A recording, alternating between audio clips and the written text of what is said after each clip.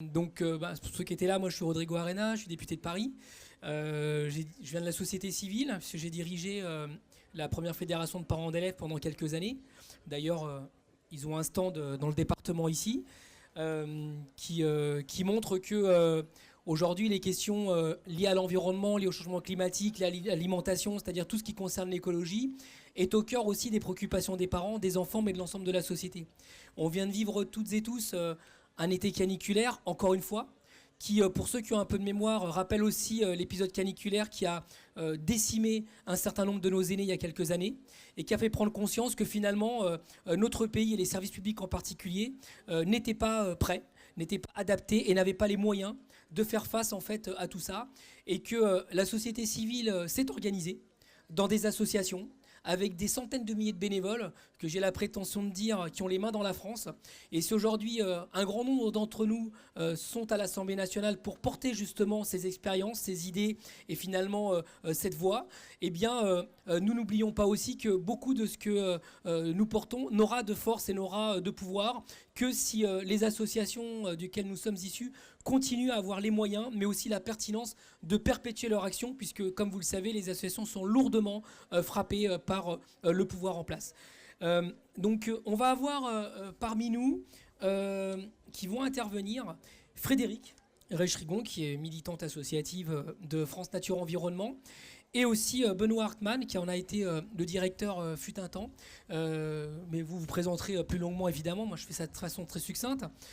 Pourquoi France Nature Environnement? D'abord parce que c'est une association qui intervient à la fois dans les institutions, en portant une parole, y compris jusqu'au plus haut sommet de l'État. Certains d'entre eux ont d'ailleurs participé en tant qu'acteurs au Grenelle de l'environnement sous un quinquennat précédent. C'est-à-dire qu'ils portent jusqu'au plus haut sommet de l'État cette préoccupation des questions environnementales et de l'écologie en général, mais qui sont aussi des acteurs de terrain, que ce soit en milieu scolaire ou aussi auprès de vous, parfois dans des actions dans les communes, etc. Pourquoi l'école? D'abord parce que l'école est un levier économique. Il faut que vous sachiez qu'un collège, par exemple, c'est 20 millions d'euros qui coûte.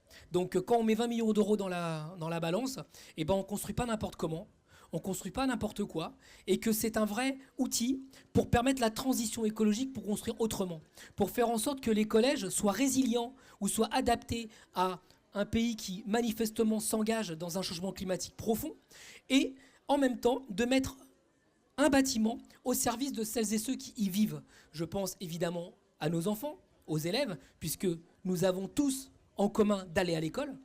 Quand on n'est pas malade, on n'est pas obligé d'aller à l'hôpital. Par contre, on va tous à l'école. Donc c'est important que l'école soit un lieu de vie, soit un lieu de démocratie, soit un lieu qui soit approprié par celles et ceux qui vivent et qui la font. C'est aussi un lieu pour les enseignants.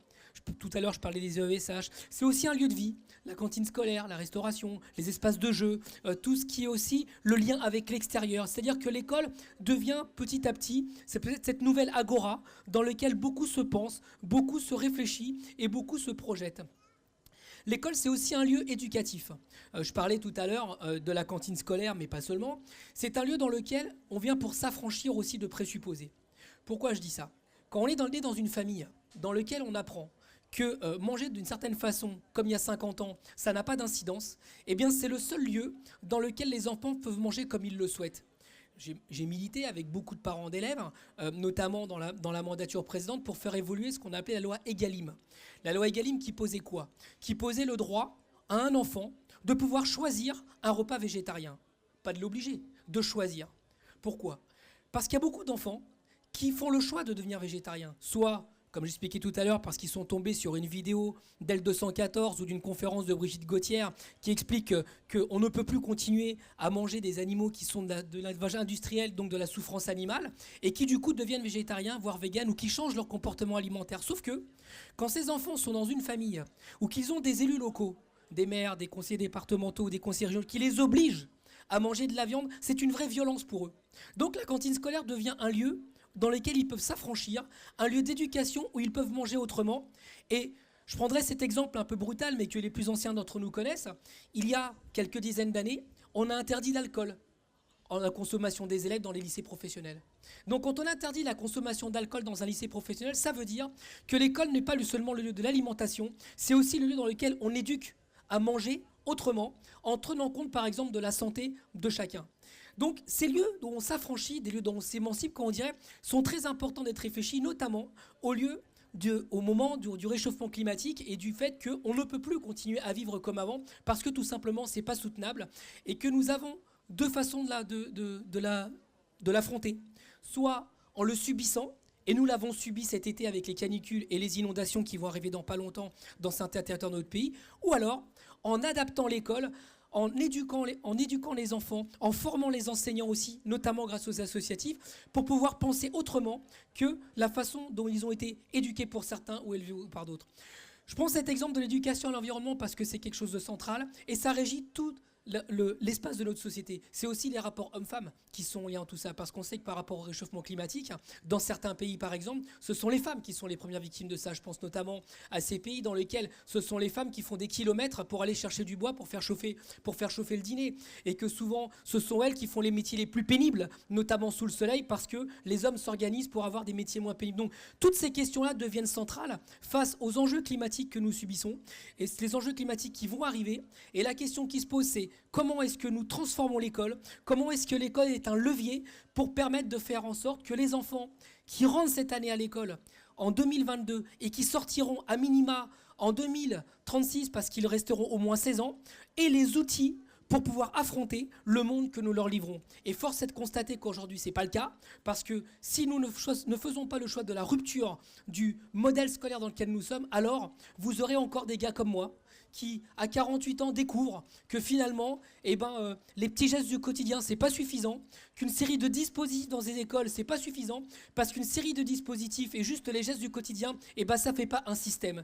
Donc pour ne pas sombrer dans un modèle à la Soleil Vert, où les riches vont pouvoir s'en sortir et que tous les autres vont être à leur service, ou alors pire, ou en tout cas un modèle à la Mad Max, où seulement les plus violents d'entre nous pourront asservir le reste, une autre voie est possible, et nous avons la prétention de dire à la France insoumise que cette voie c'est nous, à condition que nous assumions cette rupture et que nous ne soyons pas là pour réparer un monde qui aujourd'hui n'est pas adapté à la situation que nous vivons au quotidien. Je finirai en donnant deux exemples concrets. Moi je suis député de Paris. Paris n'est pas prête et n'est pas adaptée à vivre à 50 degrés. Ça n'existe pas. Aujourd'hui, quand vous êtes pendant l'été, la place de l'Opéra, que certains d'entre vous connaissent peut-être, il a fait plus de 70 degrés à des moments de la journée. C'est-à-dire qu'il n'y avait personne sur ces places-là. Aujourd'hui, la place de la République qui a été refaite, elle a été faite en pavé avec des grandes dalles de pierre. Ça veut dire que concrètement, on a construit un radiateur urbain sur lequel personne ne peut être alors que c'est des lieux de vie. Aujourd'hui, Paris a fait le choix du tout électrique. Qu'est-ce que ça veut dire le tout électrique pour les bagnoles? Ça veut dire que concrètement, on est en train de donner des subventions à nos concitoyens pour faire en sorte qu'on roule en prenant le lithium à l'autre bout de la planète, notamment dans mon pays d'origine, qui est le Chili, la Bolivie, le Pérou. C'est-à-dire qu'aujourd'hui, la façon dont on incite les Françaises et les Français, et en particulier les Parisiens, à se bouger, ça veut dire qu'on est dans un système de prédation sur les matières premières à l'autre bout de la planète, y compris avec des enfants qui travaillent dans les mines comme en Bolivie et que j'ai pu constater dans un de mes voyages. C'est ça le monde que nous avons, et c'est surtout ce monde-là que nous ne pouvons plus continuer à avoir. Donc, si comme nous, comme vous, comme moi, vous êtes sur cette idée qu'il faut profondément révolutionner le mode de vie, il va falloir pas seulement faire un effort, parce qu'il ne s'agit pas de faire des efforts, c'est de changer de modèle de développement, de modèle économique, de changer nos modes de vie, parce que simplement, un modèle à la Soleil Vert ou à la Mad Max, comme je l'expliquais, ce n'est souhaitable pour personne, car nous avons fait, nous, le choix, non pas de la lutte des uns contre les autres, nous avons fait le choix de la coopération, le choix de la solidarité, le choix de la fraternité. C'est ce que j'ai la prétention de vouloir porter à l'Assemblée nationale, et pour ça, aujourd'hui, je donnerai la parole à la société civile à travers FNE, et j'espère qu'ensemble on aura un bon débat, puisqu'évidemment vous serez amenés à intervenir avec un micro-baladeur parmi nous. Je pense que parmi vous il y a beaucoup d'expériences qui se font, il y a beaucoup de savoir-faire, de savoir-être qui ont été développés, et c'est précisément quand on ne sait pas le monde qui vient et qu'on doit le réinventer, écouter les gens, c'est pas faire du populisme, c'est se nourrir de celles et ceux qui savent ce qui se fait, ce qu'on appelle les gens du terrain, pour que nous puissions systématiser les expériences et permettre de nous en sortir collectivement. Donc je m'arrête là et je donne toujours suite la parole à Frédéric. Tu te présentes toute seule et puis un petit quart d'heure chacun, et après on donne la parole à la salle. Est-ce que ça vous va? Ça vous va aussi? On fait comme ça? Ça roule, c'est parti. Clap, clap.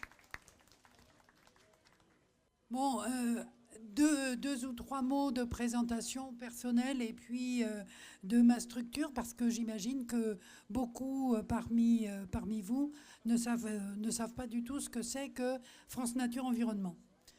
Donc un mot en ce qui me concerne, moi j'ai rejoint... Ça va le son? Un peu plus loin? Bon, j'ai rejoint FNE à travers la FRAPNA, donc j'ai pris un t-shirt historique de façon à vous le prouver, après avoir travaillé dans un centre municipal d'initiation à la nature en Isère.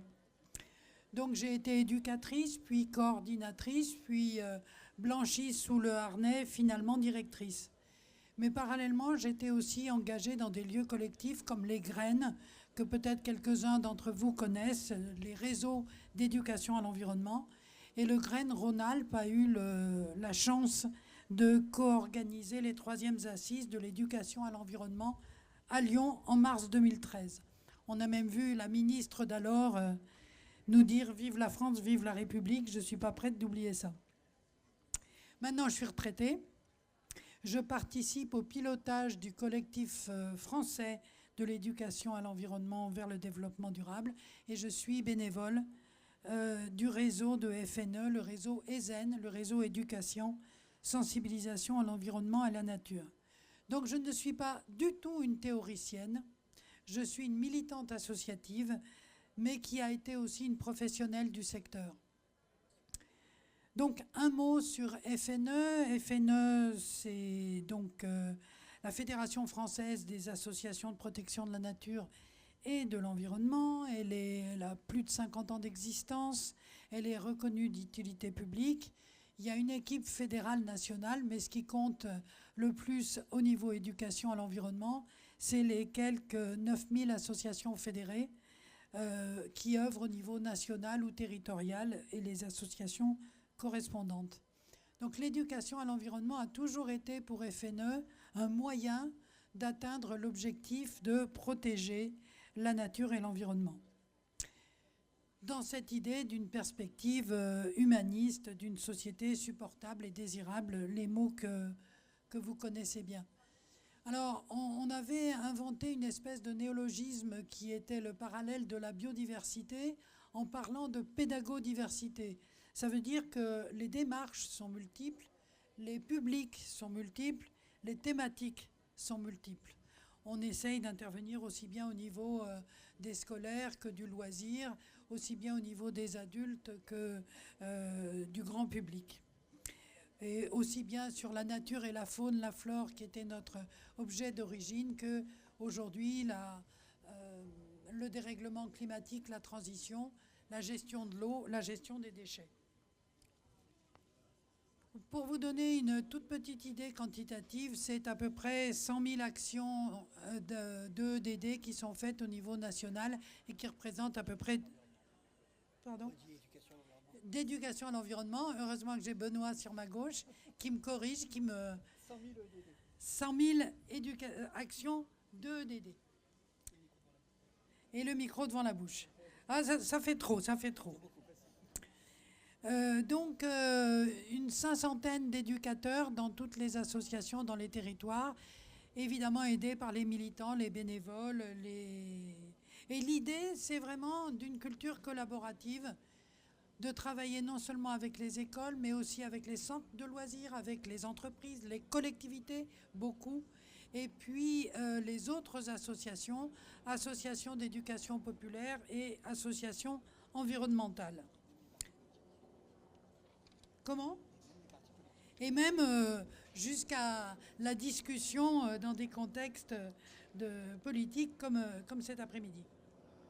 Alors, c'est la seule minute où je m'éloignerai un petit peu de l'objet central. Nous disons une éducation à l'environnement vers le développement durable pour toutes et tous, à tous les âges de la vie, dans tous les contextes. C'est formidable, l'éducation nationale, et on y reviendra tout à l'heure, mais la situation est suffisamment urgente pour que les démarches éducatives et de formation s'adressent absolument à tout le monde. Les enjeux de la transition écologique, et ça c'est important devant vous, doivent faire partir maintenant du corpus des enjeux de la démocratie, de la citoyenneté, de la laïcité et de la République. Il faut que cette dimension de la transition écologique soit considérée comme absolument fondamentale. Autre chose qui nous paraît important, on a bien vu avec la crise sanitaire, mais aussi la crise citoyenne, on manque de culture scientifique globalement et on manque de l'état d'esprit du doute et de la recherche de la, entre guillemets, vérité scientifique. Donc toute cette éducation à l'environnement, c'est aussi une éducation à la culture scientifique. On n'est pas tout seul, évidemment. Je vous ai parlé des collectivités, des entreprises et de l'éducation populaire et des autres associations environnementales. Il y a quand même des lieux collectifs où on parle d'éducation à l'environnement et d'éducation à la transition. Je fais partie du collectif français, donc qui rejoint des grandes associations d'éducation populaire et d'éducation à l'environnement. Et au niveau des territoires, les graines sont vraiment des lieux de partage. Il faut savoir qu'avec le Covid est née aussi une envie citoyenne d'aller dehors. Plein de tribunes ont eu lieu dans des journaux divers et des structures ont commencé à émerger. Et en particulier, il y en a une actuellement qui s'appelle Action citoyenne classe dehors. Donc son nom est assez clair. L'objet est l'éducation nationale et les classes, et l'objet, c'est de faire un rapport de force, en tous les cas un rapport d'échange sur l'éducation à la nature, pas seulement à l'environnement dans une classe, mais au dehors. Regardez comme on est bien là maintenant, on est effectivement dehors. On a besoin. Au niveau psychologique aussi, ça a été prouvé, le syndrome de manque de nature, c'est quelque chose qui, psychologiquement et physiquement, nous manque. Alors, je m'en vais tout doucement vers les perspectives. Donc, nous suivons évidemment beaucoup l'évolution des textes de l'éducation nationale. Rodrigo a rappelé tout à l'heure le Grenelle de l'environnement. Il y a eu 2 textes relativement intéressants dans les bulletins officiels de l'éducation nationale, celui d'août 2019 et celui de septembre 2020, où il est bien prouvé que des possibilités sont données maintenant, mais c'est seulement des possibilités pour que l'éducation à la transition se développe. Et c'est là-dessus que je terminerai. Donc, je ne sais pas si dans le petit flyer, il y avait le chapeau que vous aviez écrit. Donc tout ce qui est évoqué dans le chapeau introductif de la conférence nous paraît important, intéressant, nécessaire. Développer la sensibilité aux enjeux écologiques, réorganiser et repenser les filières d'enseignement professionnel et agricole, changer l'organisation et les matériaux du bâti scolaire, et Benoît y reviendra largement tout à l'heure, recentrer l'école dans le maillage des transports publics, réorienter l'alimentation scolaire vers le bio et le local. S'il fallait prioriser et compléter, et en soulignant que des initiatives existent déjà et se multiplient, il faut en particulier accélérer la revégétalisation des cours d'école, à la fois pour lutter contre les îlots de chaleur urbains et pour permettre des lieux d'expérimentation du rapport avec la nature et avec la biodiversité. Même si un petit coin de nature, c'est minime, ça fait rien, c'est l'occasion de voir ce qui se passe et de comprendre. Je vous ai parlé de tout ce mouvement des rencontres dehors. En matière d'alimentation, au-delà de ce que tu as dit, évidemment, que nous partageons, il y a un point entre le bio, le local et l'expérimentation gustative et je dirais de la connaissance, c'est aussi lutter contre le gaspillage alimentaire. Là aussi, il existe des initiatives. Elles sont donc à continuer et développer. De mon point de vue et du point de vue de FNE, il faut maintenir et développer l'ouverture de l'école aux éducateurs à l'environnement. Ceux-là sont spécialisés, formés, et ils œuvrent dans une logique d'action complémentaire à celle des enseignants. De la même façon qu'il y a des intervenants pour le sport, pour la musique, pour les arts plastiques, il est important de reconnaître, surtout à la lumière des discours récents, que les associatifs et environnementalistes ont joué un rôle de lanceurs d'alerte et d'expérimentateurs auprès d'enseignants motivés, engagés, militants.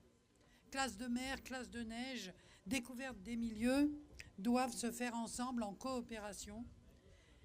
Et alors là, je ne peux pas m'empêcher de le dire, les thématiques gaspillage, économie d'eau, d'énergie sont investies au moins depuis 40 ans. Et certains découvrent aujourd'hui la sobriété. Donc normalement, là, vous faites où quand même? Bouh! Ah, merci. J'ai un comparse. Sur ce point, et c'est un appel à la vigilance des enseignants, mais aussi des parents, les actions complémentaires à l'éducation nationale doivent se faire avec des intervenants formés, certes, les diplômes existent, mais aussi avec des structures qui ne seraient pas au service d'intérêts particuliers. Imaginez un projet pédagogique sur l'énergie où interviendrait seulement le CEA. Peut-être un petit problème. Donc l'éducation à l'environnement, c'est l'éducation au doute, je l'ai déjà dit, c'est l'éducation au point de vue, c'est l'éducation au débat. C'est l'éducation aussi au sens critique.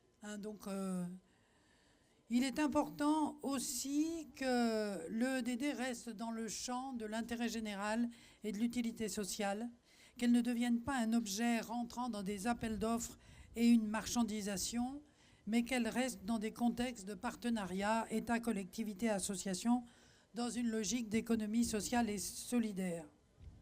Donc le grand enjeu aujourd'hui, c'est pas tant expérimenter que généraliser. Il y a toujours eu des enseignants formidables qui ont envie de faire des choses et qui les font. Le problème, c'est les autres. C'est ceux qui manquent un petit peu d'initiative ou de courage ou qui ont juste besoin d'être un petit peu poussés. Donc la généralisation, c'est l'enjeu de demain. Il ne doit pas y avoir des projets magnifiques, mais peu nombreux. Il doit y avoir des projets pour tous. Et donc, qui parle de généralisation, évidemment, parle de moyens. J'en ai bientôt terminé, mais c'est important. Ah! C'est là ? Non, il faut 2 pages.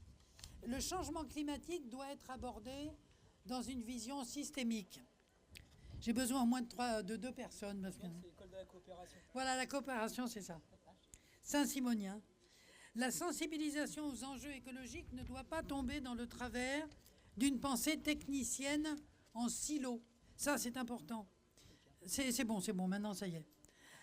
Intervenir sur les économies d'énergie sans comprendre la gestion de l'eau, ça ne va pas. Il faut essayer de penser globalement.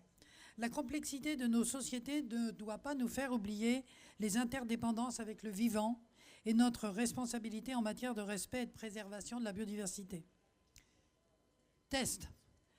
Est-ce que tout le monde, là autour, réalise bien qu'à travers nos repas, c'est le transfert de l'énergie solaire et la photosynthèse qui nous nourrit? Essayez de chercher un plat qui n'est pas à la base un végétal et vous n'allez pas trouver. Et si vous dites chewing-gum, ça compte pas. Sans végétal capable de capter l'énergie lumineuse pour élaborer des sucres avec l'eau et le CO2, pas d'animal sur Terre. Il nous faut mieux comprendre les cycles du vivant, le cycle de l'eau, du carbone, de l'azote. C'est cette méconnaissance et cette certitude qu'on est au-dessus de tout et qu'il y aura une solution technique à tous les problèmes qu'on a engendrés qui nous emmène là où nous sommes. Non, quand on parle des lois économiques, ça, c'est des lois humaines qu'on peut dépasser, mais les lois écologiques et biologiques, non. Et on les connaît très mal. Il y a bien plus d'avocats et autres, à part évidemment les députés de LFI, parce que on a quand même énormément, très peu de biologistes. Enfin, et je terminerai là-dessus, public choisi, merci de votre patience. Attention, comme je l'ai dit plus haut, à ne pas tabler tout sur l'école. L'urgence fait qu'il faut de la formation et de la sensibilisation partout, dans les entreprises, dans les temps de loisirs, dans les médias. Je vais venir sur mon dada. À quand une série télé où ce ne sera pas un juge ou une avocate, un gendarme ou une commissaire, les héros, mais plutôt des histoires qui se déroulent avec des associations, des citoyens, des élus, des enseignants, des techniciens qui trouvent des solutions à la perte de la biodiversité, au changement climatique et à la sécheresse. Les enfants ne doivent pas être pris en sandwich entre une responsabilité du genre un rôle de formation des parents, qui ne leur incombe pas encore, et une éco-anxiété lourde à porter. L'équilibre est toujours difficile à trouver. Merci beaucoup.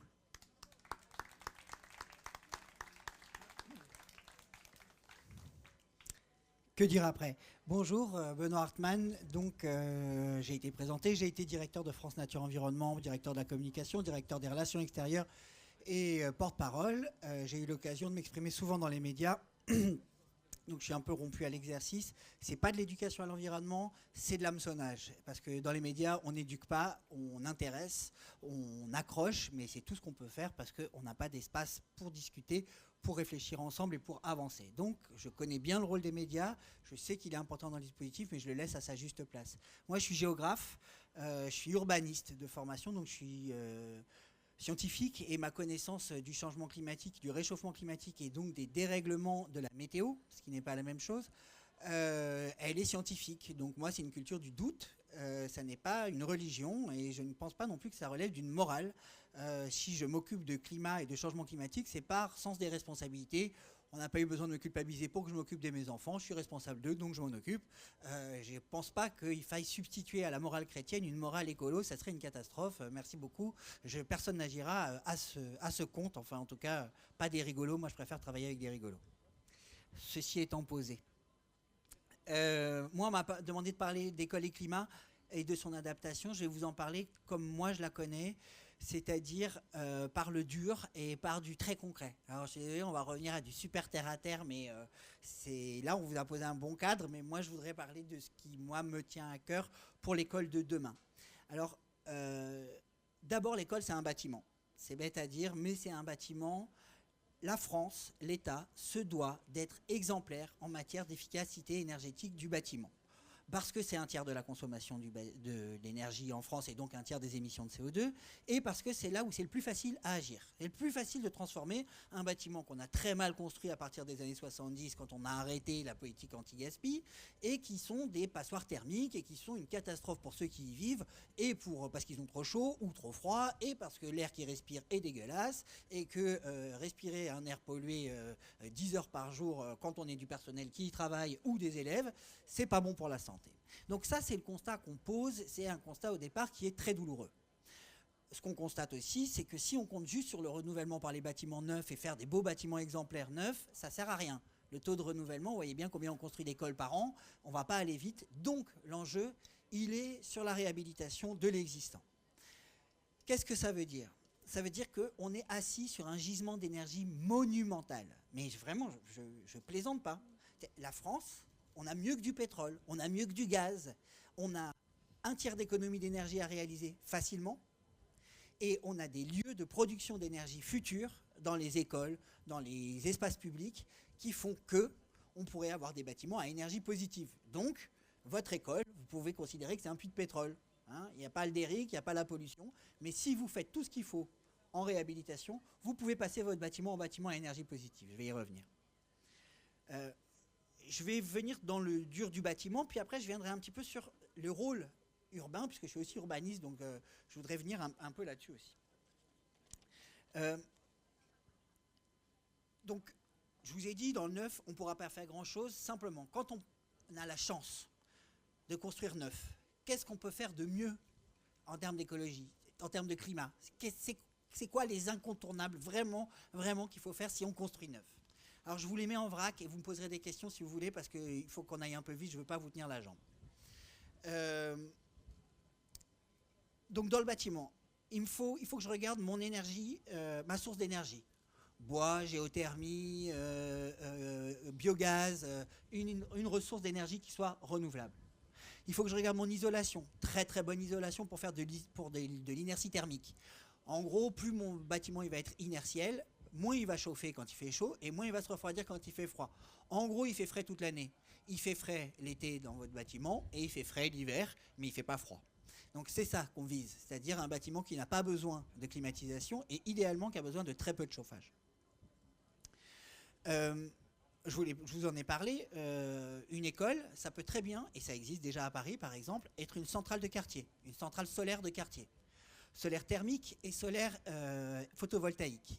Le solaire photovoltaïque a un rendement de 80%, le thermique a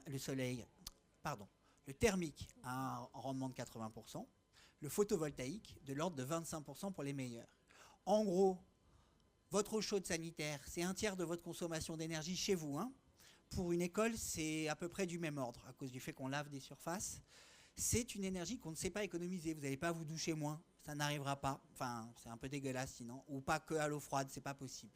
Donc, c'est très intéressant de chauffer son eau sur son toit. C'est très efficace. Donc, le solaire thermique, si vous avez un choix à faire, prenez du solaire thermique plutôt que du photovoltaïque. Si vous avez des très grands toits, faites les deux. Et si en plus vous avez des très très grands toits, faites aussi de la végétalisation. On peut les faire pas seulement au sol, on peut aussi les faire sur les toits. Ça peut faire des outils d'isolation et de rafraîchissement pour les îlots urbains. Récupérer les eaux de pluie, à minima, hein, on a des gros problèmes de saturation des réseaux, vous l'avez dit, on est dans une méditerranéisation du climat, donc il y a de plus en plus de pluie très abondante, les réseaux sont sous-dimensionnés, donc toute l'eau qu'on va pouvoir capter en ville, hein, je ne vous parle pas de campagne, on parlera de grandes bassines si vous voulez, mais ce n'est pas l'objet, mais en ville, toute l'eau qu'on peut récupérer et stocker pour arroser, pour faire ce qu'on veut, pour nettoyer, c'est très bien, c'est tout ça de moins dans les réseaux et ça évitera qu'on soit obligé de faire des travaux gigantesques sur nos réseaux pour les adapter à des volumes d'eau qui arrivent tout d'un coup, très volumineux, alors qu'ils arrivaient jusque-là étalés et petit à petit. Donc récupération des eaux de pluie, un potager, on l'évoquait, avoir des endroits végétalisés, de transformer les cours, pourquoi pas en faire des jardins partagés où on fait rentrer du dehors de l'école, dedans de l'école, et on fait se rencontrer des gens, et donc on fait de l'école un acteur de quartier et pas seulement un lieu pour ce qu'est nos enfants. Par ailleurs, pourquoi je parle d'un potager et pas forcément d'un jardin ? C'est parce que c'est très intéressant de produire sa nourriture, de voir comment on produit la nourriture, quel effort ça demande et que quand on la mange, elle est 10 fois meilleure quand on la produit de soi-même. Et si par ailleurs on a des excédents de production, il y a des gens qui habitent dans le quartier qui n'ont pas beaucoup à bouffer, ça pourrait être un autre vecteur de lien qui peut être très intéressant via le jardin partagé, pourquoi pas. Qu'est-ce que je peux faire aussi ? Un compost, ça c'est jamais très difficile. Les démarches anti-gaspillage, on l'a évoqué, un tiers de ce qui est produit sur la planète est gaspillé ou perdu. Hein, ça veut dire qu'un tiers des pesticides, un tiers des engrais, un tiers de l'irrigation a été en vain. Ça n'a servi à rien puisqu'on l'a perdu ou gaspillé. En France, on gaspille un tiers de ce qu'on produit. Hein, on jette un tiers de la nourriture. Donc vous voyez ce que ça veut dire en termes de CO2. Ça veut dire des économies super faciles et des économies d'énergie aussi super faciles à faire. Il suffit d'arrêter de gaspiller. Et ça, des associations de lutte anti-gaspillage, vous en avez vraiment beaucoup et il suffit de les solliciter. Elles sont très volontaires. Dans les cantines. Lutte anti-gaspillage, c'est pas que la bouffe, hein, c'est dans les cantines et dans les bureaux. Hein. On n'est pas obligé d'imprimer tout en 12 exemplaires. Il y a plein de solutions pour éviter le gaspillage aussi dans les bureaux. Zéro déchet, la politique zéro déchet, certains d'entre vous ont dû en entendre parler. Ça doit faire partie aussi de l'école de demain. Si on la construit neuve, on doit l'intégrer dès le départ dans la pensée de l'école. Le choix des matériaux, alors je l'ai dit tout à l'heure, en évitant tous les matériaux polluants, les solvants, les peintures, l'agglo, dont un certain nombre de cols et de solvants dans les agglos, quand il fait chaud et qu'on les respire, sont très mauvais pour la santé. On parle de 10 ans d'espérance de vie perdue à cause de la dégradation de la qualité de l'air intérieur pour les lieux les plus dégradés. À Paris, entre autres, vivez à Paris, vous aurez 10 ans de moins d'espérance de vie, mais vous vivrez à Paris. Donc le choix des matériaux, peinture, vernis, revêtement, bois aggloméré, je vous l'ai dit. Ventilation biflux, c'est-à-dire que si on fait une très bonne isolation, on évite de faire développer des moisissures et puis de rendre malades les gens à l'intérieur. Donc on ventile bien et on récupère la chaleur au passage si on peut. Donc il y a des pompes à chaleur aussi sur le chemin, donc on sait faire et on le fait en même temps. Je vous expliquerai pourquoi dans l'action de l'État, pourquoi c'est intéressant de faire toutes ces actions-là dont je vous parle en même temps. Là, on est dans le neuf, donc c'est facile. À la construction, c'est facile. C'est un gros effort. C'est 20% de surcoût. Alors 20% de surcoût pour faire un gros effort, vu l'augmentation du coût de l'énergie actuellement, je vous parie qu'en 4 ou 5 ans, vous avez rattrapé votre surcoût vite fait et que vous avez amorti vos surcoûts et qu'à la fin, ça fait des bénéfices. Si on est en bâtiment à énergie positive, je vous rappelle que c'est un bâtiment qui rapporte de l'argent au lieu d'en coûter. C'est quand même pas mal, au moins sur son aspect énergétique. Donc voilà, le plus positif. Alors, si on doit faire du chauffage, il faut qu'il soit le plus collectif possible, du chauffage ou de la clim. Pourquoi ? Parce que quand c'est très collectif, c'est très contrôlé.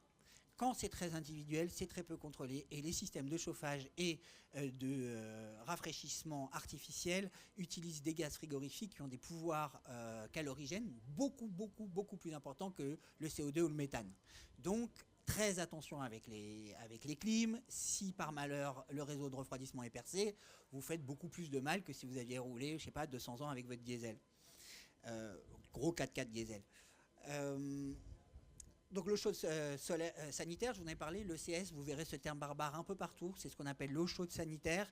On peut la récupérer, on peut récupérer les eaux grises, c'est-à-dire les eaux où on se lave les mains et les eaux qui viennent que des lavabos, où on évite des lavabos et des éviers. On peut arroser avec ça, on évite les eaux noires, hein, mais l'eau chaude sanitaire, on peut la fournir uniquement avec du solaire toute l'année. Par temps couvert à Paris, en une demi-heure, on monte l'eau à 90 degrés. Sur des HLM sur lesquels on a posé des systèmes d'eau chaude solaire, c'est pas révolutionnaire, c'est pas nouveau, c'est pas à l'état de la recherche, c'est juste opérant. Éviter la clim, donc construire de telle façon qu'on n'ait pas besoin de clim, ça on sait faire. Avec du rafraîchissement naturel, pourquoi pas des puits canadiens, s'il y a des gens que ça intéresse, puits canadiens, puits franciliens, il y a des technologies de rafraîchissement naturel à la construction qui sont assez faciles à opérer et qui évitent à terme d'avoir à mettre de la clim, ce qui est une bonne manière de s'adapter au climat de demain. Toujours pareil, si par malheur on doit mettre de la clim, très collective, tour aéro-réfrigérante, il y en a beaucoup à Paris et dans les grandes villes, ce sont des systèmes de refroidissement collectif. Il faut qu'il ne soit pas humide, il faut qu'il soit sec, parce que sinon il y a des gros risques de maladies et de pollution de l'air. Mais pourquoi pas, c'est des établissements qui sont très contrôlés. Si on doit en passer par de la clim, qu'elle soit la plus collective possible. Alors, le vrai enjeu, c'est l'ancien. Là, je vous ai parlé du bâtiment idéal. C'est pas tout le monde qui va avoir une commune où on va lui prêter plein d'argent et faire un démonstrateur, puisque c'est le but du jeu, hein. Juste pour rappel, quand on a fait des HLM, les premiers HLM en France, c'est les premiers à avoir eu l'eau chaude à domicile, les toilettes, le chauffage central. C'est-à-dire que les premiers qui ont bénéficié des premiers progrès qu'on a été capable de faire, c'est les HLM. C'était des lieux d'expérimentation de progrès social. Pourquoi l'école ne deviendrait pas le démonstrateur de ce qu'on est capable de faire de mieux et pour l'utiliser comme un outil d'éducation? C'est-à-dire que si ton bâtiment est exemplaire et que je suis capable de te le démontrer et que tu as été associé à la démarche, eh ben, l'éducation à l'environnement, elle se fait toute seule parce qu'elle se fait pendant qu'on construit le bâtiment ou pendant qu'on le réhabilite. Donc le réhabilitement, enfin la réhabilitation, n'importe quoi. Donc je vous l'ai dit, il y a un gisement d'énergie phénoménal qui est lié au fait qu'il a fallu vendre de l'énergie nucléaire, donc on a construit des bâtiments pas du tout efficaces parce qu'on s'en foutait, il y avait l'abondance électrique, on vire tout le gaz, on met tout électrique et youpi, tout va très bien.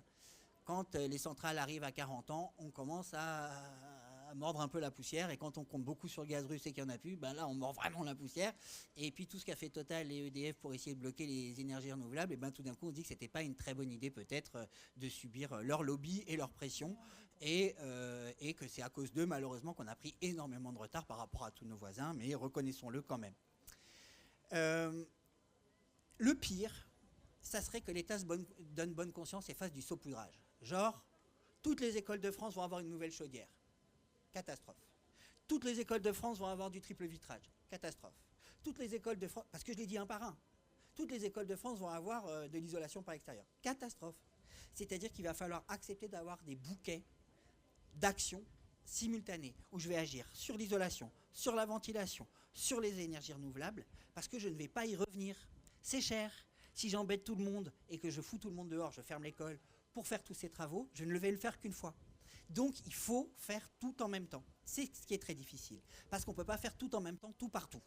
Hein, c'est cher, et donc il va falloir accepter que le rôle de l'État, ça soit de prendre ses responsabilités, de dire je ne fais pas de saupoudrage, je tape là où c'est le plus dur, C'est-à-dire si on peut commencer par les écoles les plus dégradées et qui correspondent très souvent aux quartiers les plus populaires et là où la situation sociale est dégradée, ça serait une super bonne idée, ça serait déjà témoigner du respect vis-à-vis de ces populations et sans doute que si on part de l'éducation à l'environnement par là, l'éducation à l'environnement populaire, elle prendra son vrai sens. Donc qu'est-ce qu'on peut faire? Isolation, ventilation, énergie renouvelable, revêtement, végétalisation, bâtiment basse consommation, c'est-à-dire 25 kWh par mètre carré par an de consommation. Il faut que ça soit l'objectif vers lequel on tend. On peut faire mieux, mais minimum faire BBC pour les écoles, parce qu'on ne peut pas dire qu'on est exemplaire et on ne peut pas parler d'un état exemplaire si nos écoles ne sont pas au moins BBC. C'est comme de dire accessibilité pour tout le monde et pas avoir sa mairie qui est accessible. C'est n'importe quoi. Voilà. Il faut associer l'équipe pédagogique, je l'évoquais tout à l'heure. C'est-à-dire qu'on ne peut pas faire ça hors sol. Il faut que l'équipe pédagogique soit associée et aux décisions en amont des travaux et ensuite au déroulé des travaux. Pourquoi? Parce qu'il faut que l'équipe pédagogique puisse rendre compte à ses élèves et l'associer aussi. C'est assez facile. On demande aux artisans de garder un bout de mur avec du plexiglas pour voir l'isolant en transparence, pour pouvoir expliquer. On organise des visites de la chaudière, on va sur le toit voir les ruches, la végétalisation, et on explique tout ça aux élèves. Et ça, on sait le faire. Et donc les élèves, ils voient que c'est possible et que c'est faisable et que c'est réel et que c'est pas des fantasmes et que oui, on peut vivre mieux et que moi, je suis mieux à l'école que chez moi, parfois. Donc des supports pédagogiques aussi. On peut construire des supports pédagogiques avec les élèves. C'est-à-dire que je vous ai parlé de faire des visites de l'école une fois que c'est un super démonstrateur. Pourquoi pas des panneaux qui disent comment se conduire à la cantine.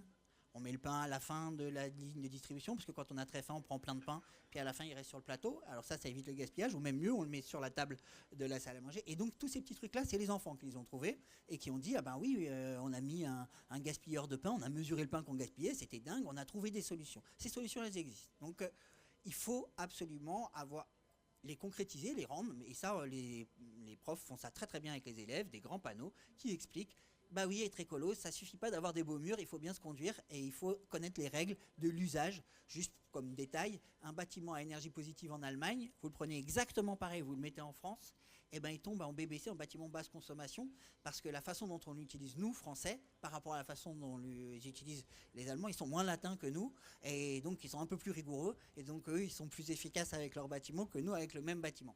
Voilà, juste pour vous dire que ça ne suffira pas d'avoir des bâtiments efficaces, il va falloir aussi faire de l'éducation à l'usage, et l'éducation à l'environnement, l'usage de ces bâtiments, des adultes, du personnel encadrant en particulier, qui comprennent un peu la démarche et qui puissent associer les élèves. Il va falloir faire le lien entre énergie et climat. Toujours. On ne parle jamais d'énergie sans climat et de climat sans parler d'énergie, parce que c'est le problème, et que si on ne fait pas le lien, les gens ne le comprendront pas. Donc il y a un lien direct entre climat et énergie. Et énergie au pluriel, quelle que soit l'énergie en question. Si vous voulez en parler, ça sera avec plaisir. Je vais essayer de finir. Donc les cibles. Donc les supports pédagogiques, je vous en ai parlé. Les intervenants associatifs, Frédéric vous en a parlé, il ne faut vraiment pas hésiter à les faire venir dans les lycées, dans les écoles, dans les EHPAD, parce que pourquoi pas l'éducation à l'environnement de la maternelle à l'EHPAD, pour tous et toutes, et tous en premier. Donc des intervenants associatifs, en particulier je recommande, s'il y a du personnel enseignant, les thématiques déchets, eau, énergie, biodiversité et pollution. Parce que ça marche bien, qu'il y a beaucoup de monde pour vous aider et qu'il y a des vraies solutions opérables facilement. Donc je vous l'aurais dit, déchets, eau, énergie, biodiversité, pollution, ça vous pouvez traiter dans de l'existant et avec du personnel qui va venir pour former et les élèves et les équipes enseignantes et participer éventuellement à l'élaboration du projet. Des associations comme France Nature Environnement et les fédérations départementales sont là pour ça. Elles ont des projets d'éducation environnement dans lesquels vous pouvez demander à être associé, demander à Frédéric, elle vous fera ça. Pour finir, donc le bâtiment c'est 1/3 de la consommation, donc 1/3 du CO2, 1/3 des émissions. C'est peu efficace, donc on a une grande marge de progrès. Comme nos bâtiments sont merdiques, notre grande chance, c'est que nos bâtiments sont merdiques.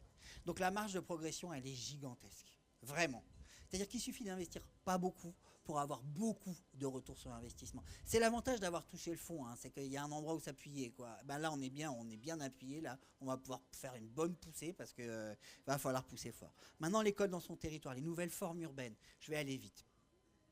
L'école doit redevenir un lieu des nouvelles centralités où la mixité sociale et des fonctions urbaines de diversité sont valorisées. Qu'est-ce que je veux dire par là? C'est pas des mots vains. La mixité des fonctions, ça veut dire habiter pas très loin de l'endroit où on travaille. La mixité urbaine, ça veut dire avoir plusieurs fonctions dans une ville, pas une ville dortoir et une ville où on bosse. La mixité sociale, vous savez tout ce que ça veut dire, j'espère, ici, sinon vraiment, on part de loin. Bon, vous comprenez bien que toutes ces mixités-là, elles sont essentielles et elles sont à valoriser. C'est une immense chance. Moi, je sais faire de la bouffe vietnamienne, du couscous, de la bouffe italienne, parce que je suis français. Parce que j'ai la très grande chance d'être français et d'avoir vécu dans une mixité apaisée. Voilà. Donc j'aimerais que l'école soit de nouveau le lieu où on valorise cette mixité. Moi, ma fille, quand elle est rentrée à la maison avec un livre de recettes, avec 10 recettes de nationalités différentes, ben, j'étais très très fier de mon école. Voilà, bon. Juste pour vous le dire. Donc l'école, pour moi, doit être un démonstrateur du climat, hein, toujours cet état exemplaire qui ne pourra pas demander aux gens de faire des efforts si lui-même n'en fait pas des énormes. On ne peut pas demander aux gens des efforts sans être exemplaire parce que sinon on n'est pas crédible et que les gens disent moi je suis désolé mais à mon échelle je ne peux rien faire, ça n'a aucun effet, l'État ne prend pas sa part, je ne prends pas ma part. C'est tout ce qu'on arrive à faire, donc un État exemplaire qui va enfin prendre ses responsabilités et qui va prioriser et qui va dire moi ma vraie priorité elle va se voir puisqu'elle va se voir dans le budget. Parce que jusque-là, moi des priorités affichées en matière d'environnement et d'énergie et de climat j'en ai entendu plein, mais jamais, alors elles sont à la déclaration générale de début d'année, 2 mois après, le budget est voté, bim, on prend encore 20% au ministère de l'Environnement et on lui demande de supprimer 20% de ses contrôleurs des installations classées et autres rigolades. Donc pour l'instant, c'est complètement bidon. Pour l'instant, on n'a jamais vu les investissements suivre derrière. Il y a des bonnes démarches qui ont eu lieu, le Grenelle de l'environnement, le PLAC, le Plan national d'adaptation au changement climatique, plein de trucs, des consultations citoyennes. On a même fait d'éducation citoyenne en leur disant vos 200 décisions seront appliquées ipso facto. Moi, bien sûr. Mais au moins, ça nous fait des réservoirs d'idées. Hein. Quand tout sera effondré, il faudra bien trouver des idées. Bah, ça tombe bien, elles sont là. Hein, cherchez pas, on les a toutes, elles sont toutes disponibles et prêtes à être mises en œuvre quand les lobbies arrêteront de nous bloquer. Donc l'école de demain, elle sera aussi, donc je vous l'ai dit, une centrale électrique et une centrale de chaleur, un potager, une cantine ouverte. Pourquoi pas des plateaux pour les personnes âgées et les handicapés à domicile, hein. Pourquoi on ne ferait pas des cantines, que la cantine, elle serve un peu plus que juste les élèves. Et pourquoi ça ne ferait pas du lien social aussi, la cantine. Le bâtiment, évidemment... Ah oui, alors le bâtiment, quand je deviens une centrale de production d'énergie à Paris, ça profite aux bâtiments qui sont à côté, aux liens. Et donc, en fait, les bâtiments d'à côté, ils se disent, j'ai un intérêt autre à mon école. C'est-à-dire que j'ai intérêt à défendre mon école parce que ça me fait baisser ma facture. Donc, c'est très intéressant comme argument quand il s'agit de convaincre de changer l'école. Donc, en ville, tac à tac, redéfini, ça vous intéressera pas, hop. Donc, il faut enseigner l'environnement et l'éducation à la nature. Il faut que ça soit une matière. Il faut arrêter que ça soit au bon vouloir des enseignants. Il faut qu'il y ait un contenu pédagogique. Il faut qu'il y ait un contenu pédagogique qui soit sérieux, qui soit scientifique, qui ne soit pas créationniste. Nous avons des scientifiques, nous avons le GIEC, nous avons les connaissances qu'il faut. Il est plus que temps. Ça commence grâce à la bonne volonté de pas mal de profs. C'est pas normal que ça repose que sur les sciences nat ou je sais pas quoi. Ça devrait vraiment pas marcher comme ça. Donc un enseignement dédié environnement, biodiversité, énergie, climat. Clairement, je circonscris pour dire ça.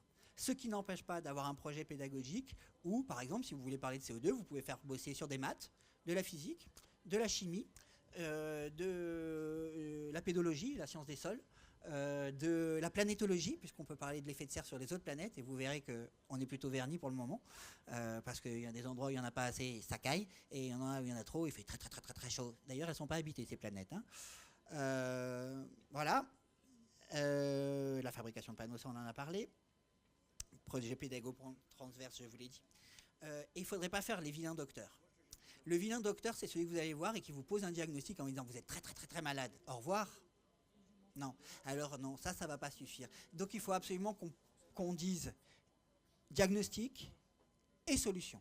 C'est-à-dire que ce n'est plus possible de dissocier les diagnostics des solutions.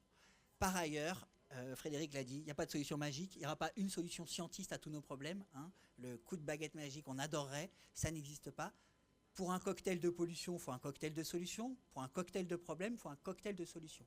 Parce que les problèmes ne sont pas les mêmes et les ressources ne sont pas les mêmes selon les endroits. Donc n'attendez pas de moi une formule magique. Si vous me dites qu'est-ce qu'il faut faire d'abord, eh ben, je vous dirai tout. Donc vous serez dans la merde et on n'aura pas bien avancé. Mais en revanche, ne soyons pas les mauvais docteurs, ne soyons pas que les annonceurs de mauvaises nouvelles. Encore une fois, le problème c'est de choisir dans les solutions. Les solutions, on en a trop. Regardez ce que fait Alternativa, qui est un super mouvement aussi et qui va rechercher sur le territoire les alternatives. Et vous verrez que des alternatives, il y en a plein dans les domaines de l'eau, énergie, déchets, en particulier pour ce qui nous concerne les pollutions. Voilà. Voilà. Et c'est fini. Et voilà, juste un dernier point sans doute. L'état exemplaire, je vous en ai parlé. Il faut accepter des temporalités différentes. Le temps de l'action du climat et le temps de l'énergie, il est long. C'est-à-dire qu'on investit maintenant et on a des retours sur investissement beaucoup plus tard. Ça fait que l'acceptabilité sociale, elle est merdique. En gros, dire à des gens, je vais augmenter vos impôts très très fortement pour des bénéfices pour des enfants que vous ne verrez pas, parce que ce sont vos arrière-petits-enfants qui en bénéficieront, ça ne passe pas. Et ça ne passera pas. C'est-à-dire qu'on n'arrivera pas à lever de l'argent avec ça. Mais la chance qu'on a, c'est que les actions qu'on fait pour le climat et pour l'énergie, c'est ce qu'on peut appeler des actions sans regret, c'est-à-dire qu'elles ont des bénéfices collatéraux. Souvent, pour émettre moins de CO2, on consomme moins d'énergie. Quand on consomme moins d'énergie, on fait des économies d'argent. C'est bête à dire, mais ça permet d'amortir l'investissement initial et on fait des économies d'argent. Et ça, moi, des exemples de bénéfices collatéraux, d'actions pour protéger le climat, j'en ai sur tous les sujets, sur l'agriculture, sur tous les sujets. Donc je sais que même si l'intention finale de lutter contre le réchauffement climatique, elle est à long terme et elle n'est pas dans la temporalité du politique, c'est un vrai problème, et elle est difficile de construire son acceptabilité, mais en revanche, je sais qu'il existe des moyens, et qu'effectivement, si ces moyens diffusaient et qu'il y avait plus de gens pour les intégrer, eh ben, on y arriverait mieux, et je vous assure qu'un monde nouveau est en train de naître parce qu'il n'a pas le choix. Il est en train de se casser la gueule, mais un monde qui se casse la gueule, c'est un monde qui cherche des solutions, des alternatives, et ces alternatives, elles sont là, elles sont dans la société civile, il faut aller les chercher, il faut les mobiliser, et il faut les déployer. Il va falloir qu'enfin l'État prenne ses responsabilités et investisse lourdement. Ça coûte des sous, mais ça en rapportera bien plus. Voilà.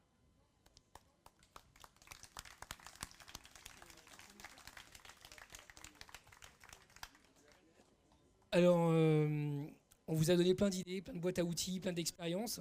C'est un peu pour illustrer un peu le propos qu'on dit souvent, que quand on dit on va changer le monde, on va faire un monde meilleur, on va révolutionner, etc., eh ben, on est prêt, en fait. Parce que tout ça, c'est possible. Tout ça, c'est réalisable dans les communes, dans les départements, les régions, à l'étranger. Tout ce qu'on dit là, ça existe. Donc, si, comme on le fait, comme on se bat, aujourd'hui, on a 15 députés LFI à l'Assemblée nationale, plus de 100 de la NUPES qui travaillent ensemble sur ces questions-là, on est prêt à prendre le pouvoir. Mais pas prendre le pouvoir pour le gérer. On est prêt à prendre le pouvoir pour changer les choses. Et toutes ces expériences-là qui sont dans les associations, qui sont dans vos quotidiens et que peut-être vous avez mené vous-même, eh ben, ça montre que non seulement on est prêt, mais en plus on est disposé à le faire et pas le faire tout seul dans son coin, mais tous ensemble. C'est un programme politique, certes, mais c'est aussi des expériences pratiques qu'il nous est à accord de diffuser. Et n'hésitez pas à aller dans les associations, les contacter. Alors aujourd'hui, on a donné la parole à France Nature Environnement. Il y en a d'autres, évidemment. Ça ne s'oppose pas, ça s'additionne. Il n'y a pas de champ de compétences en soi. Il n'y a que des bonnes idées qui s'additionnent parce que, comme tu l'as dit, tout ça, ça faut le faire en même temps. Et c'est parce qu'on va faire en même temps qu'on va réussir à faire en sorte de sauver le futur. Donc, ce que je vous propose, là, il est 2h30, il faut prendre le temps parce que changer la planète, faut aussi prendre le temps. Est-ce qu'il y en a d'entre vous qui veulent prendre la parole, alors soit pour donner des expériences locales, mais aussi simplement pour échanger, pour donner leurs idées, parce que Je sais qu'on a construit ça un peu comme une salle de classe avec ceux qui savent et ceux qui ne savent pas, mais en vrai, c'est pas comme ça que ça marche. En vrai, ici, on est dans un échange, on est dans ce qu'on appelle, nous, une sorte d'assemblée populaire, une assemblée citoyenne, dans lequel on va essayer, même si la configuration ne s'y prête pas, d'être sur un pied d'égalité, parce que je sais que parmi nous, il y en a qui ont une lourde expérience sur les enjeux qu'on vient d'expliquer, qu'on vient de travailler, et que c'est ensemble qu'on va sauver le futur. Donc, je vous propose qu'on commence aujourd'hui, même si on a qui ont commencé déjà des dizaines d'années avant nous. Tu veux prendre la parole? Vas-y. Je te passe ce micro parce que j'en ai qu'un. Celui-là, il faut juste l'ouvrir, il faut mettre on. Bonjour, je m'appelle Pascal, je suis instit au premier degré, au primaire quoi. Et en fait, je vais prendre 2-3 mots pour positionner la question qui viendra ensuite. Bon, nous les instits, on a une casquette qu'on porte tout seul qui est l'instruction, d'accord. Mais ensuite, l'éducation, c'est vrai qu'on peut impulser, on peut semer des graines. Mais en fait, dans l'éducation, on la partage avec les parents. Et en fait, ce que je voudrais vraiment dire, c'est que je pense que les choses, sans vouloir dénigrer le secondaire ni le lycée, mais ça part beaucoup dès le primaire. Dès le primaire, donc, en disant cela, ensuite, là où j'ai été surpris, c'est de voir que une fédération de parents d'élèves qui est très importante, qui pourra impulser, diffuser chez les parents des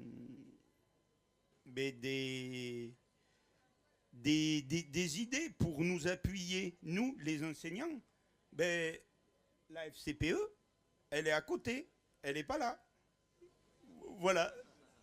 Comment? J'ai été président national de la FCP en fait. Ah, d'accord, je savais pas. Bon, voilà, c'était juste ça. Si quelqu'un d'autre, allez-y les amis. Par ordre, du coup. Vas-y, tout le monde aura la parole, je pense. En une demi-heure, ça devrait le faire.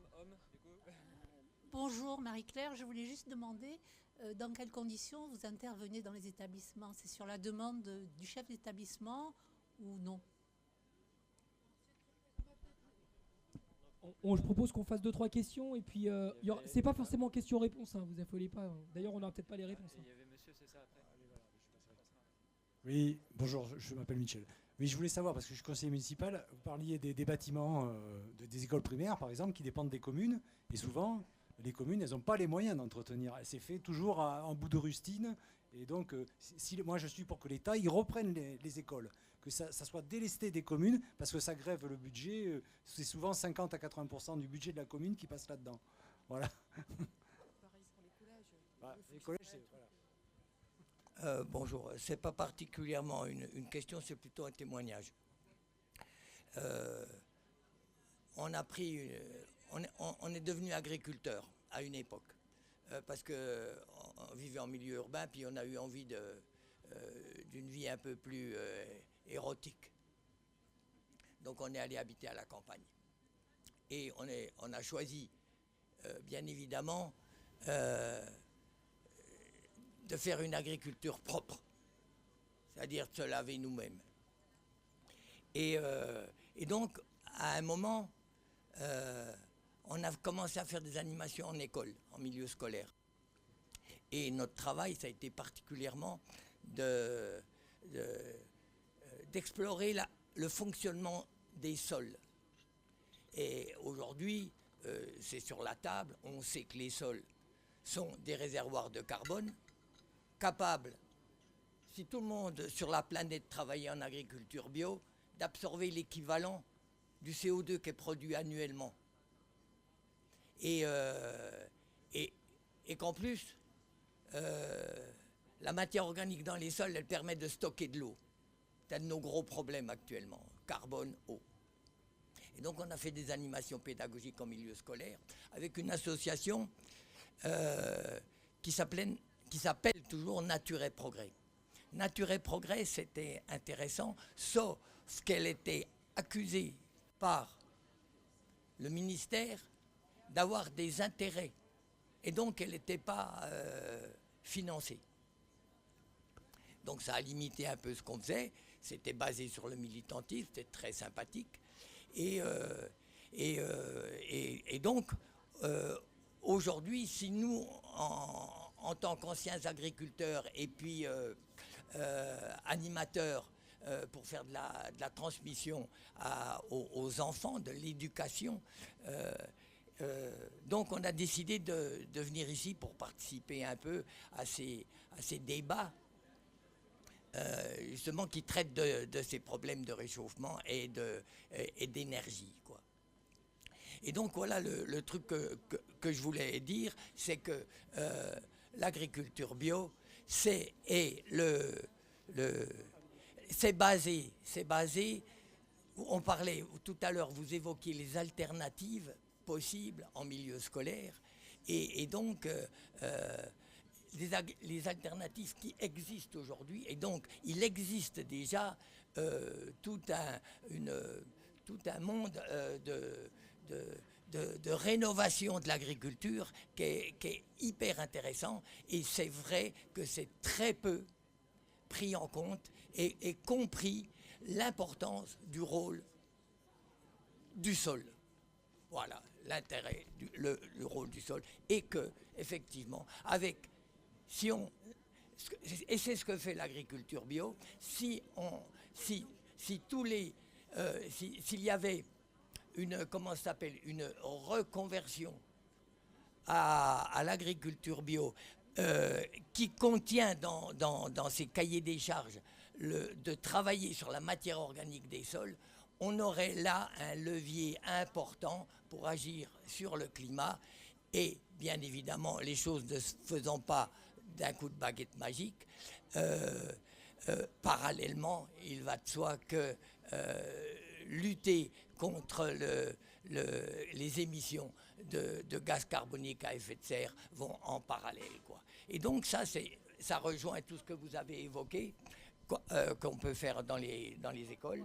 Et donc voilà ce que je voulais dire, c'est que voilà, c'est d'agriculture pour des alternatives déjà mises en œuvre actuellement, et que ça existe, quoi. Merci Voilà, beaucoup. Je vous redonne la parole chacun, si vous voulez réagir ou dire 3 mots. Oui, bien sûr.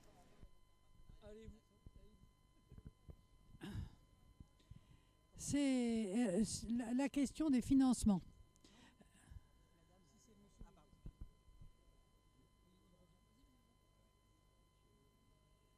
Donc je répondais plutôt à vous, madame, sur les aspects intervention.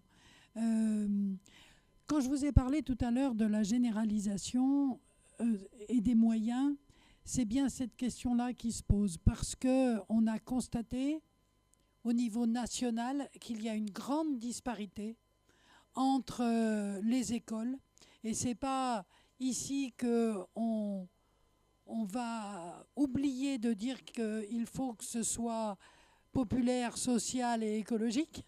Donc évidemment, il y a un problème d'accès à l'éducation à l'environnement, en tous les cas au partenariat, parce que suivant les personnalités en général des collectivités territoriales, des régions, des départements ou des communes, il va y avoir des élus qui vont être et des techniciens plus ou moins favorables au développement de ces actions.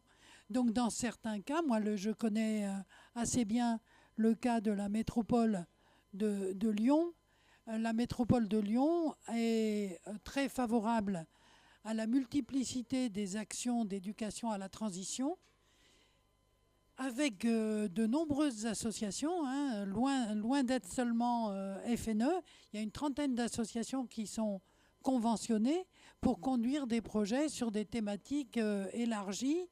Mais au niveau départemental, où on tombe sur le département et les collèges, ça va être beaucoup moins développé, voire pas développé du tout. Et si on monte au niveau de la région avec notre président d'Auvergne-Rhône-Alpes, on a encore moins de soutien. Le problème des prises en charge, c'est les collectivités territoriales qui se retrouvent investies. Et ça, c'est très important hein, par rapport à l'éducation nationale. Souvent, l'éducation nationale nous dit « mais nous, on n'a pas de moyens ». aussi bien au niveau de la base qu'au niveau du rectorat. Donc c'est souvent les collectivités territoriales et ces spécificités de territoire qui vont faire la différence. Et c'est pour ça que nous, on parle de généralisation, parce qu'il n'est pas juste, ça n'est pas juste du point de vue éducatif et social, qu'il y ait des enfants qui aient des accès assez faciles à l'ouverture au débat et à l'éducation à l'environnement, et des gamins qui n'en entendent jamais parler. Donc, si vous êtes enseignante, essayez de voir au niveau de vos collectivités qui est-ce qui peut aider, ou parents d'élèves, hein, parce que je pense que c'est ce qui a été dit est très très important. Les parents d'élèves sont un vrai vecteur de complémentarité et d'incitation pour les projets pédagogiques. Donc ça répond un peu à 2 interventions. Je crois que c'est très important de motiver les fédérations de parents d'élèves. Voilà.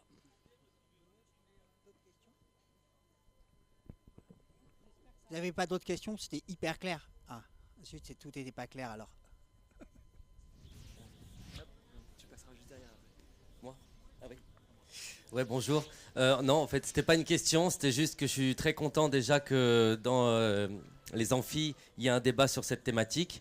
Étant enseignant et sensible à l'environnement, actif dans mon travail, mais aussi syndicaliste. Et en fait, je voulais parler du fait que donc Rodrigo a été à la FCPE, donc associatif, et maintenant se retrouve politique, donc à nous proposer l'alternative globale à construire avec les assos.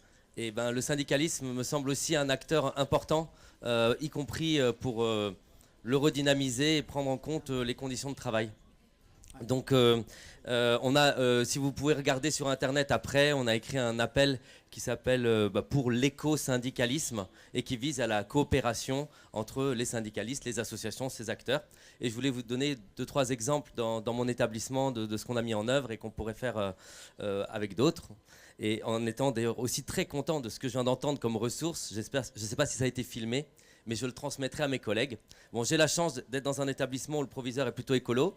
Du coup, ça donne des profs qui se réveillent avec des vocations écolo, mais qui sont facilement... enfin, on nous donne des labels avec des activités un peu pastilles. Vous voyez, des labels... Enfin, on dit qu'on est pour l'éducation au développement durable, mais dans la réalité, par exemple, on est passé au tout numérique.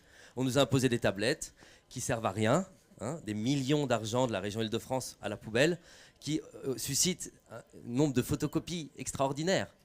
Donc en fait, on est dans le monde à l'envers, quoi. Et donc il y a besoin de ces coopérations. Et je voulais donner un petit exemple que s'occuper du bâti, c'est aussi pour une agente qui doit fermer les fenêtres qui font mal à l'épaule et qui l'emmène en accident du travail. Vous voyez, le genre de rapport qu'on peut établir différemment entre les acteurs ainsi. Et vous dire aussi, par exemple, on fait de la solidarité, donc de la collecte de vêtements, parce que travaillant à Garges-les-Gonesse, c'est une ville où il y a beaucoup de pauvreté sociale, mais j'ai aussi beaucoup aimé, il y a énormément de richesse culturelle. En fait, une classe de 24 élèves, c'est 11 nationalités, c'est 16 élèves bilingues. D'accord, bilingues en ourdou, en patois du Congo, enfin on découvre le monde, et on n'appelle pas ça un lycée international comme à Saint-Germain-en-Laye, alors que ça l'est. Tout autant. Et donc pour collecter des vêtements ou des bouquins, moi je suis au CDI, que parfois ne sont pas lus ou qu'il faut renouveler, et ben les donner, en fait les collecter et les distribuer avec les élèves. Et ça fait participer tout le monde, les parents, les agents, et après on les donne en Afrique, etc. Voilà des petits exemples de choses. Et voilà, pour dire que fondamentalement, l'angle écologique dans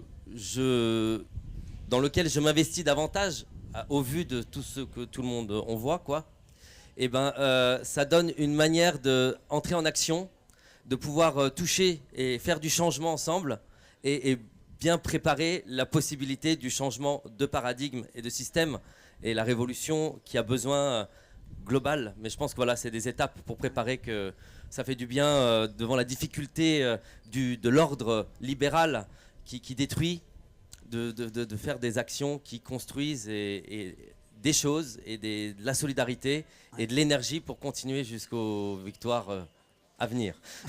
Merci beaucoup. Juste un mot Un petit tac au tac sur... effectivement, on n'a pas évoqué le rôle des syndicats et par ailleurs, le rôle du rapport de force. Parce que c'est un témoignage. Moi, j'ai travaillé 10 ans à France Nature Environnement, qui est un lieu d'expertise incroyable sur tous les sujets environnementaux, y compris l'agriculture. Vraiment un lieu d'expertise phénoménal à la pointe de ce qu'on sait. Et c'est là-bas que j'ai découvert que savoir que ça ne suffit pas. C'est-à-dire qu'une expertise sans rapport de force, en France, ça ne sert à rien. C'est-à-dire qu'avoir raison, aller dans des ministères, avoir raison dans les ministères et sortir avec zéro financement parce qu'on se dit c'est pas FNE qui va nous faire du mal, ils sont 58 000 militants mais il n'y en a pas un qui sort dehors, c'est bon, circuler, il n'y a rien à voir. Donc il faut absolument avoir cette culture du rapport de force en plus de cette expertise. Il faut être très exigeant pour avoir une expertise scientifique irréprochable parce qu'il ne faut pas qu'on nous prenne pour des rigolos, on n'est pas des rigolos. Mais d'autre part, il faut avoir une culture du rapport de force, c'est-à-dire avoir des structures de la société civile, des élus, qui vont au rapport de force politique pour dire non, ce n'est pas acceptable, vous faites n'importe quoi, vous dites une chose et vous faites son contraire. Et si on n'a pas ce rapport de force politique, encore une fois, nous continuerons à avoir raison tout seuls. Ça fait 40 ans que les écolos ont raison tout seuls et qui convainquent personne. Moi, j'ai aucune envie d'être celui qui dit « Vous voyez, on avait raison. Vous voyez, on vous a dit que ça allait être la catastrophe. Vous voyez, c'est la catastrophe. » Vous savez, le syndrome de Cassandre, vous savez ce que c'était sa punition à Cassandre? La punition des dieux, c'est qu'elle savait tout ce qui allait arriver, mais qu'on ne croyait jamais ce qu'elle annonçait.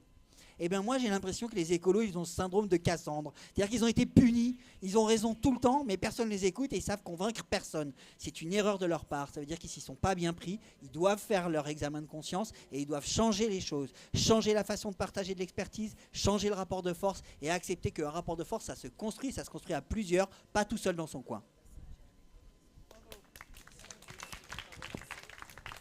Je crois qu'il y a une dernière intervention, vas-y. Puis après, on va conclure. Donc 2, c'est ça, tu dis? Voilà. On va essayer d'alterner homme-femme et puis vas-y. Et après, on fera madame. Bonjour. Alors, moi, un petit témoignage. Je suis enseignant aussi. La prise de conscience, je l'ai eue en surveillant le bac. J'ai surveillé des élèves pendant 4 heures. Et moi, dans la salle, j'étais mort. Eux, ils composaient. Et puis après, je suis allé acheter 3 légumes dans un supermarché qui était climatisé. Donc on climatise nos salades, mais par contre nos élèves, on n'en a rien à foutre. Et, mais ça, c'est-à-dire que le choc là a été assez net. Ça tombait bien parce que l'année d'après, on a eu un référent développement durable dans le lycée. Donc c'était il y a 7 ans, je crois. Et il a installé des poubelles jaunes, et il a installé des moutons. Donc comme ça, les moutons ils peuvent aller sur la pelouse qui n'est donc plus accessible aux élèves. Et les poubelles jaunes, au bout de 6 ans, on a fini par les retirer parce que de toute façon, tout ce qui était dans les poubelles jaunes allait... Et puis de toute façon, sans te faire injure, Rodrigo, moi, je savais déjà que les poubelles jaunes, ça suffirait pas, quoi. Moi, honnêtement, j'étais pas convaincu. Bon, je le faisais quand même, hein, et puis même je le faisais devant les élèves parce qu'un geste pédagogique, ça fait pas de mal, mais bon. Ma question, c'est, je suis conseiller municipal. On a demandé dans notre budget, on a essayé de faire installer des panneaux solaires parce que j'ai entendu, panneaux solaires tout seul, bof, isolation tout seul, bof, etc. Donc ça, c'est une information que j'apprends aujourd'hui. Je suis content de l'entendre. Mais de toute façon, quand on a eu le projet de dire on va mettre des panneaux solaires sur l'école, on nous a répondu non, c'est pas possible. Le toit il est ci, le toit il est ça. Enfin, truc, j'y connais rien, moi. On me dit c'est pas possible, c'est pas possible. Voilà, je vais pas contredire un technicien.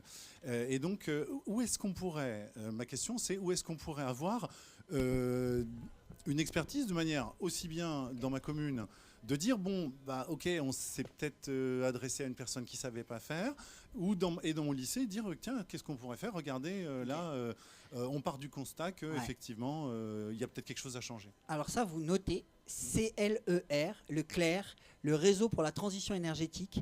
C'est une fédération qui réunit des artisans, entre autres, qui sont très efficaces sur l'efficacité énergétique du bâtiment. Donc CLER, CLER, le réseau pour la transition énergétique. Par ailleurs, ils ne vont pas seulement vous aider pour trouver des solutions techniques quand il y a des solutions techniques difficiles, mais ils vont vous trouver des argumentaires pour convaincre votre commune. Par exemple, ce que je vous ai dit sur le retour sur investissement énergétique, combien je dépense, combien ça me rapporte en combien de temps avec une évaluation de l'augmentation du coût de l'énergie, ils l'ont pour vous. C'est-à-dire que quand vous irez voir votre mère, vous leur direz oui, tu vas dépenser 20% de plus, mais simplement, moi je te garantis que sur 5 ans, tu dépenseras tous les ans beaucoup moins pour la facture de ton école. Il y a quelqu'un qui l'évoquait tout à l'heure, ça grève le budget des collectivités, les écoles. Si on peut réussir à faire des économies à la fois pour le climat et à la fois pour le budget de la commune, je crois que ça sera très bien reçu. Donc encore une fois, clair, CLER, le réseau pour la transition énergétique, ils ont des représentants partout dans toutes les régions et surtout l'avantage c'est qu'ils sont très orientés sur les techniques, c'est-à-dire qu'eux ils vous diront oui c'est possible ou non c'est pas possible sur votre toit et ils vous diront faites plutôt de l'eau chaude solaire plutôt que du thermique, du photovoltaïque si c'est plus important. En tout cas, ils vous orienteront dans vos choix et aussi dans la façon de mener le rapport de force ou en tout cas le rapport de conviction. On va appeler ça comme ça. Oui, bonjour. Du coup, moi, c'est Justine. Je suis enseignante aussi dans le premier degré. Et là, je vais faire ma rentrée donc en septembre dans une école. En octobre, on nous fait déménager dans notre nouvelle école, toute neuve, et qui, au final, est toute en béton, avec une cour qui est un rectangle de béton suspendu. Donc, mettre des arbres sur un carré de rectangle suspendu, c'est compliqué. Et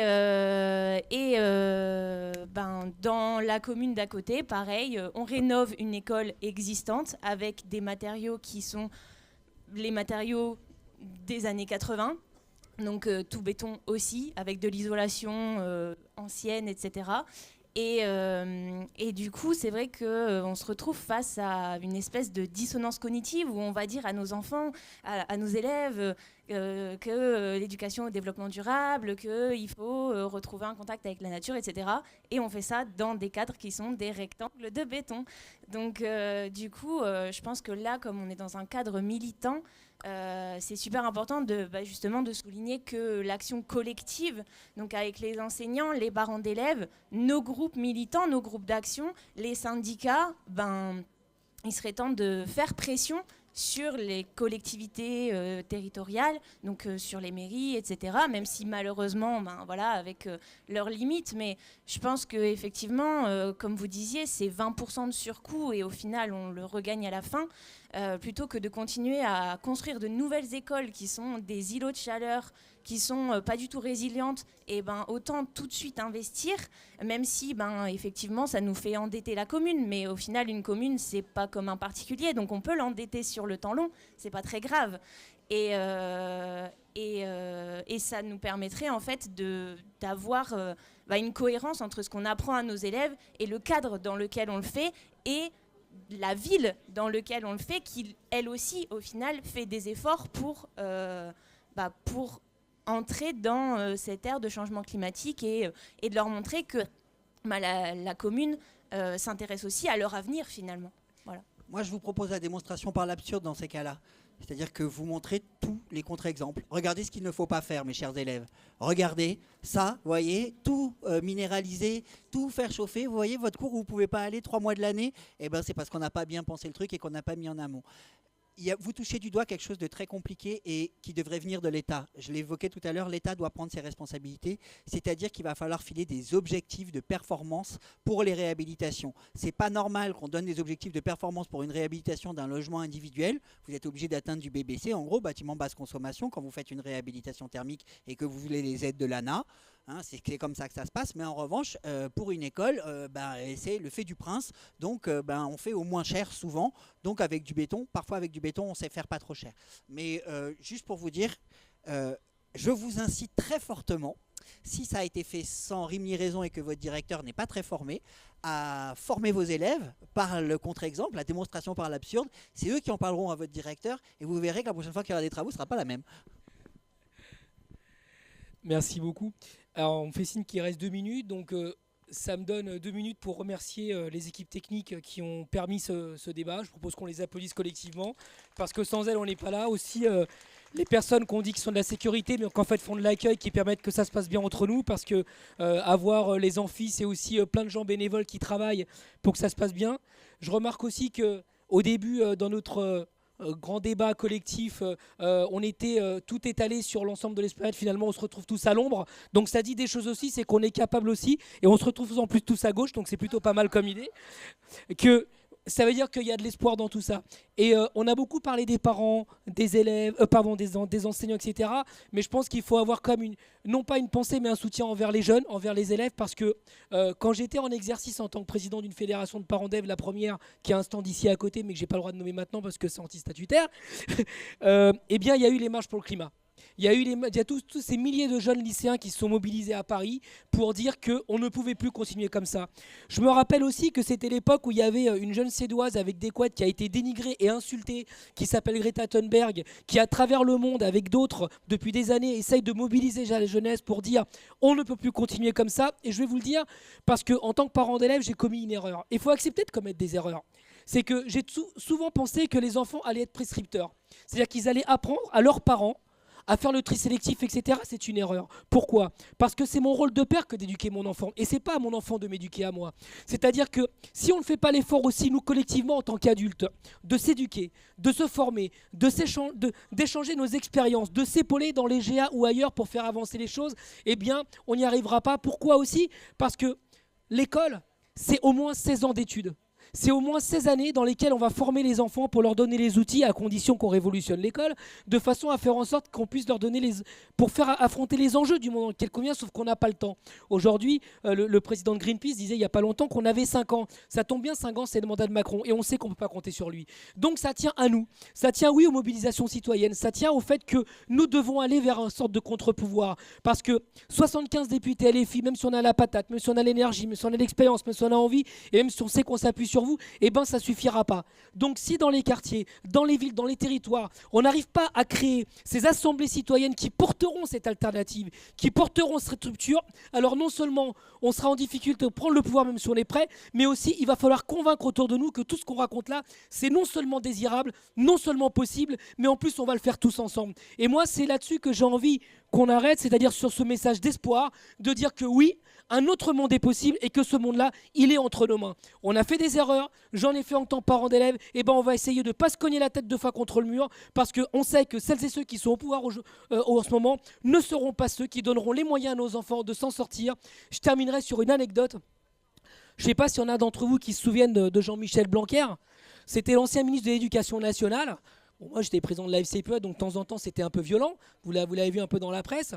Je me rappelle que quand les jeunes manifestaient pour le climat, c'était à Paris à l'époque, eh ben, il voulait... Et il a donné des consignes au rectorat pour sanctionner les élèves. Pour toutes celles et ceux qui allaient manifester pour sauver la planète, pour lutter contre le réchauffement climatique, pour lutter contre la malbouffe, il avait donné des injonctions en interne pour que les gamins ils se prennent des zéros, pour qu'ils soient sanctionnés, qu'ils passent en conseil de discipline. Et ça a été une baston. Ça a été une baston où on lui disait, à travers ses salariés, en disant écoute gars, l'idée c'est pas d'emmerder les mômes. L'idée, c'est que tu dois descendre de ton bureau et défiler avec eux, parce qu'ils sont en train de te dire que non seulement c'est un enjeu collectif, mais tu dois les soutenir. Le résultat, c'est qu'il était tellement orgueilleux, d'ailleurs il est tellement orgueilleux qu'il a perdu la législative à Montargis. C'est que l'idée, c'est ça la réalité, c'est qu'il a envoyé Gabriel Attal, qui aujourd'hui est au gouvernement, qu'il a envoyé à l'époque la ministre de la Transition écologique et de l'écologie pour manifester auprès des gamins. C'est-à-dire qu'on a au pouvoir des gens qui sont tellement orgueilleux qu'ils ne reconnaîtront pas qu'ils sont à côté de la plaque. Donc je vous le dis, ça tient à vous, ça tient à nous, ça tient à nos enfants. Et si on ne se mobilise pas, on ne leur donne pas de l'élan, eh ben tout ça, ça va s'effondrer. Et comme on est pour la solidarité, comme j'ai dit tout à l'heure, comme on est pour s'en sortir, eh ben je vous le dis, c'est ensemble dans les assemblées populaires qu'on créera, dans les quartiers, dans les villes, dans les départements, dans les régions et à tout travers le pays qu'on apportera les solutions et qu'on prendra le pouvoir. Pas seulement à l'Assemblée nationale, pas seulement à l'Élysée, mais aussi là où nous habitons, parce que c'est là où nous habitons que nous devons assurer la bonne vie pour tout le monde. Voilà les amis, je vous propose qu'on arrête là, parce qu'en fait on n'arrête pas, on continue et comme disait Coluche, c'est qu'un début, on continue le combat. À très bientôt.